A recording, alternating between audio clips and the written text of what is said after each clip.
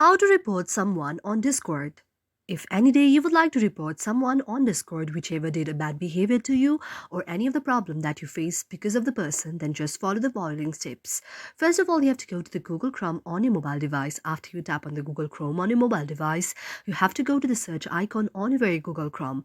After that, you have to search Discord support there, and when you search Discord support there, you can see an interface like this. You have to tap Discord support there and then tap on the option of Discord support. After you tap on the option of Discord support, you can see an interface like this. Now you have to go to the option of submit a request and tap on submit a request. After you tap on submit a request, you can see an interface like this. Now you have to go to the option of what can we help you with, and then you can go to the options there. You can see a lot of options there. For example, creator support, contact Discord privacy, developer support, and all of these. Now here we have to tap on the very option of our account hacked. So we have to tap on the option of hacked account and tap there. After we tap on the option of hacked account, we have to go to the option of next, and then we can tap our email address here, our username here, also the email associated with the account, and also the suspicion of the person that we feel that this very person has hacked our very account.